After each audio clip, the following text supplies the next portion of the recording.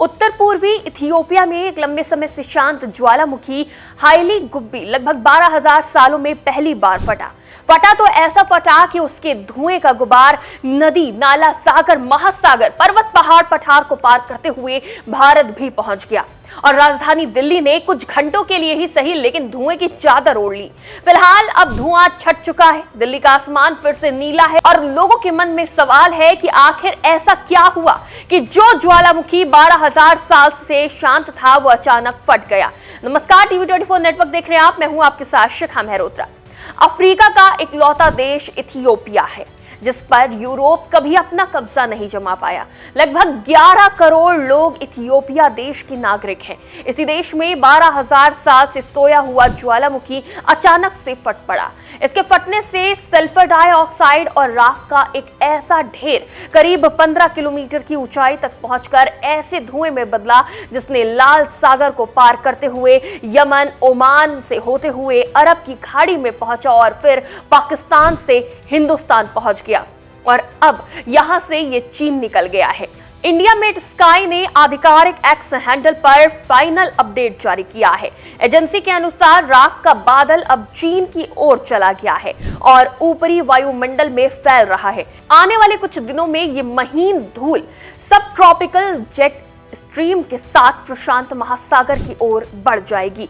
वहीं ज्वालामुखी की राख के कारण 25 नवंबर को 1 बजे से 6 बजे तक के बीच 7 अंतर्राष्ट्रीय उड़ानें रद्द कर दी गई थी क्योंकि राख की वजह से फ्लाइट के इंजन को नुकसान पहुंच सकता था। हालांकि इस ज्वालामुखी के फटने से कोई जनहानि तो नहीं हुई है, लेकिन जहां जहां भी धुएं का ये गुब्बार पहुंचा वहां लोगों को सांस लेने में थोड़ी तकलीफ हुई। अब सबसे बड़ा सवाल ये कि आखिर हैली गुब्बी क्यों फटा, कैसे फटा? हालांकि इसे लेकर कोई स्पष्ट कारण सामने नहीं आया है, लेकिन इसे किसी ईंट भट्टे या फिर अपने किचन में लगी चिमनी से समझा जा सकता है। जब आप किचन में खाना बनाते हैं तो घर में धुआं भरता है और उसे निकालने के लिए आप चिमनी का इस्तेमाल करते हैं। धुआं चिमनी से होता हुआ बाहर निकल जाता है और आपका घर धुएं से खाली हो जाता है। ठीक ऐसे ही ज्वालामुखी धरती की चिमनी होता है। धरती के अंदर भी गर्म लावा भरा होता है, गैस भरी होती है और राख भरी होती है। गर्म लावा बेहद हल्का होता है और सतह पर आने की कोशिश करता है। धरती की टेक्टोनिक प्लेट्स जब आपस में टकराती हैं तो उस समय ये लावा सतह पर आने की कोशिश करता है और ऐसे समय में ही वो धरती की ऊपरी सतह को फाड़कर बाहर आ जाता है। बाहर आने के साथ ही लावा जमता जाता है और पहाड़ जैसी आकृति बनती जाती है।